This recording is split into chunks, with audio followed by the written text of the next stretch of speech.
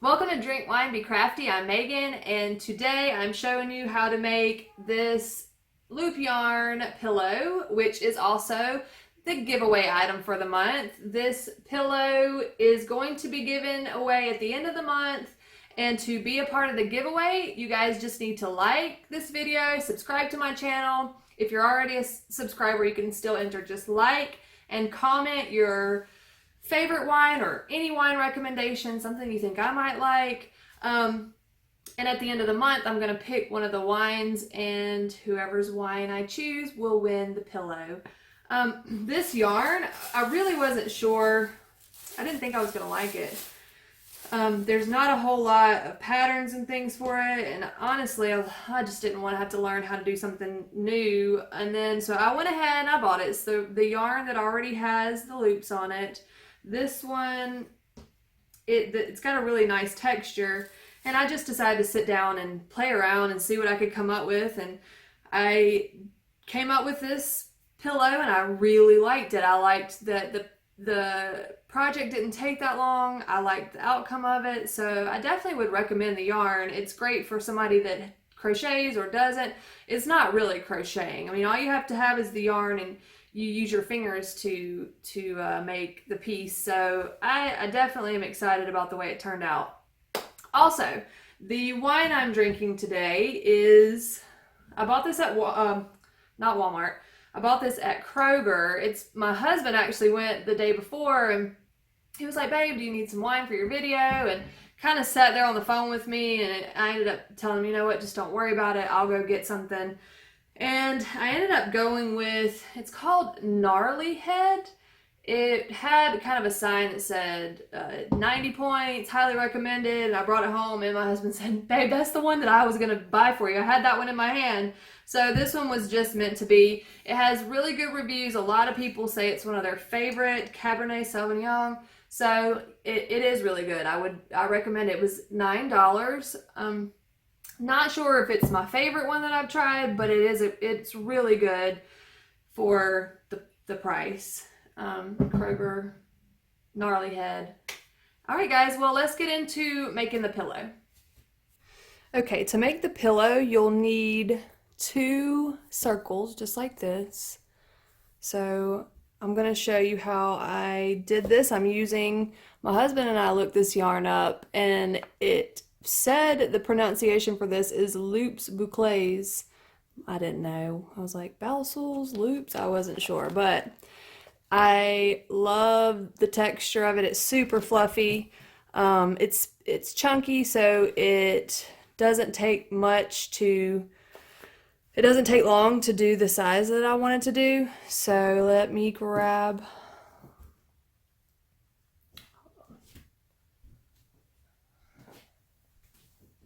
I had a pillow. This one is 14 inches. And so what I did is I just made it to fit my pillow that I already had. So the pros to this yarn is it's pretty easy to work with, whether you're a crocheter or not. It's a super quick project. I did this, I would say, probably in about an hour. I made the whole pillow. The yarn, I would say the downfall is that the yarn, it's not the same. So whenever I was doing the other half of my pillow, I had a problem running into, I wanted it to be this ombre effect where it's light to dark. I started working with the second sleeve and realized that it went from white to light brown and then back to white. It didn't have the dark brown. So I had to do a little color changing to get that one to work. Actually, it's this one. You can see it right there. It doesn't match up perfectly.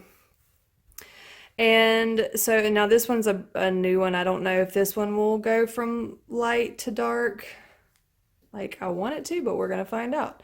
Okay, so to get this started, what you're gonna need to do is lay your yarn out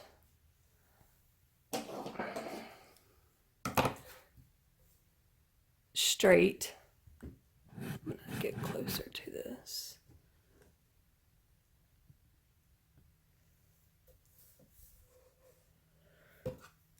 And you want a little bit of a tail. So what you'll do to get a tail is you can cut these pieces right here and it'll lengthen it. Well, that piece kind of just fell apart. I'm just gonna do 2, because honestly with this particular project I don't know that it matters too much. Okay, so we have a little bit of a tail now, so we can sew it in. And what I did, being that I am a crocheter and I just decided to get the stuff and run with it without watching any videos or doing any type of patterns, is I did a chain of 4, like if I was crocheting. So what you'll do is you're going to take the first loop and then the second, and you're going to put the second loop inside the first loop and pull it up. And then take the third loop and put it inside the second loop and pull that one up. And you can see it's just like crocheting. We're making a chain here. And then do it again with the 4th into the one that you have there. And then we're going to do it one more time because I want 4 chains. So like this, I have 1, 2, 3, 4 chains. And now what we're going to do is we're going to take the loop that's sticking out of the chain and we're going to come back around and we're going to put it through the top part of this first chain that we made. And you're going to just pull it all the way up. It gets a little weird to look at because now you kind of have this little ball, but this was our first chain and this one right here is our second chain. So I'm going to take the next loop and I'm going to put it at the top of that chain that I made and pull it up. And then we're going to kind of turn the, I keep bumping into this that I have set up here. And then we're going to turn the work a little bit and we're going to go into the top of the next little chain with the next loop here. And then we have one more chain. So as you can see, I have 1, 2, 3 so far. So there's one more, which is going to be the top of the last chain.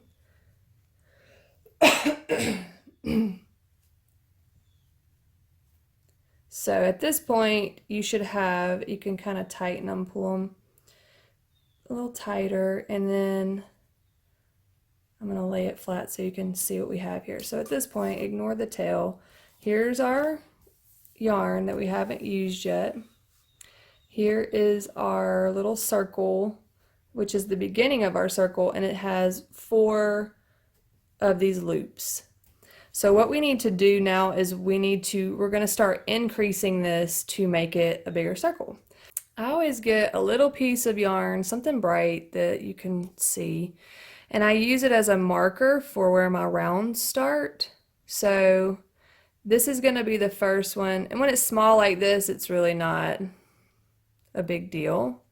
It's when it gets bigger that you really need this. But what you could do is you can put the other piece of yarn into the loop that you're going to start in, so you know, okay, that's my first loop. So we're going to take this and we're going to increase it. We're going to put 2 in this because we want to make 8. So we have 1 and then push the second one beside it through. So now you have 2 in this one loop. And you go to this one, which is the one beside it, and get your work and you grab 2 that are right beside each other. It's so easy to accidentally skip a loop. I did it a couple times. So kind of pay attention to getting the one right beside and not accidentally grabbing the next one. So then you're going to go to the next loop here and you're going to put 2 in there.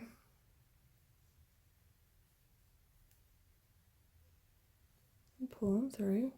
And then the last one, you're going to grab 2 more and you're going to put it through there.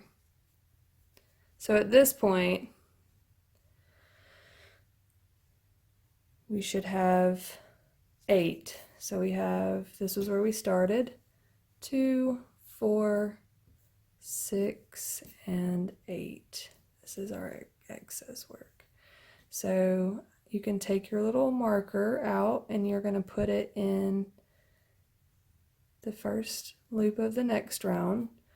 And this time you're not going to do 2, you're going to put 1 in each of these to make 8. So take your next loop and put it in the first one from behind, from the back of it. Everything's going through the back. And then go all the way around with putting 1 of the loops in each of the 8 that you have around. And then once you get back around to the blue marker, you know, or whatever color yarn you're using. And of course, they make little things that you can use, but I'm always using whatever I can find. And then we are back to the loop that has the string in it. So I know that's my last one. And at this point, you should have 8. I'm going to take this out all the way around, and you can kind of pull them a little tighter. I know that this color is a little bit harder to see.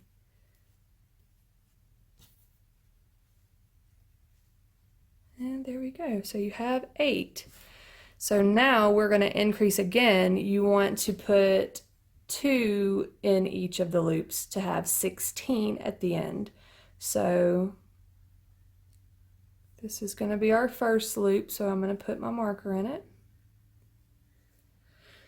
And we're going to do 2 in each one. And you'll have 16. I counted mine every time because I kept accidentally either skipping one of these loops or having too many. I'll show you in a second what it looks like when you're done if you did accidentally put or skip one. It's very easy to see in the end because I ended up having one, and for me it was a pillow. Because it's a pillow and you couldn't see it, it doesn't. If you're doing a pillow, it's not a big deal, but if you're doing a blanket or something like that, then you're going to have to go back and fix your mess up. See, I almost did it right there. I left that one. That should be one that I'm grabbing. So put 2.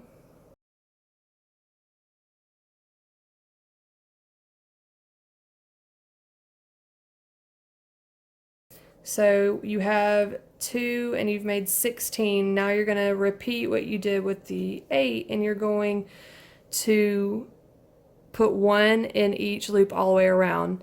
Now this is going to be where the marker really helps, because we're going to, instead of just going around once, we're going to do 16 and we're going to go around twice doing 16. So this is going to be our starting loop. And we're going to go around each one. And being that this is pretty self-explanatory here, I'm going to speed it up. So we're back at the marker, and I'm going to do another round of 1 in each loop. So that's 2 rounds of 16. I'm going to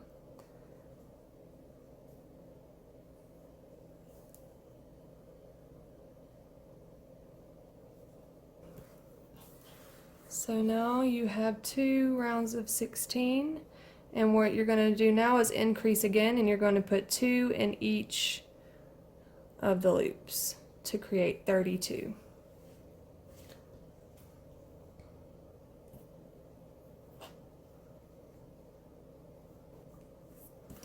So now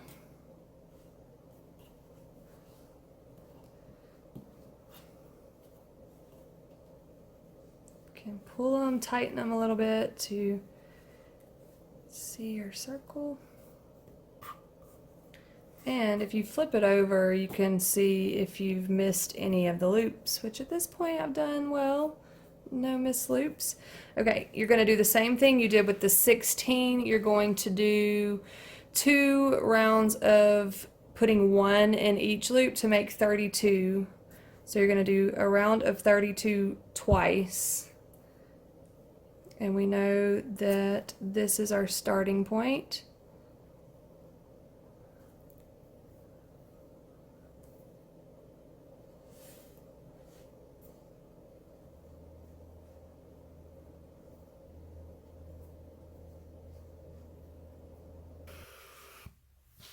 Okay, once you get to the point where you are at your last one, I recommend just counting them really quickly to make sure that you have 32. I have accidentally missed even some of the loops that you're going into. So at this point, I'm just going to count them real quick.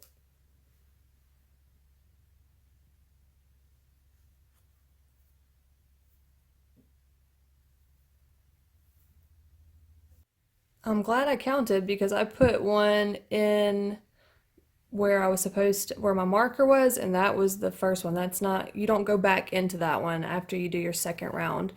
So now this time we're going to increase again, and you're going to do 2 in each one, and you will have 64 when you are finished. And that's the last time you're going to increase. You're going to do 64, and then I will, after you do 2 in each, you're going to do 3 rounds of 64 where you put 1 in each.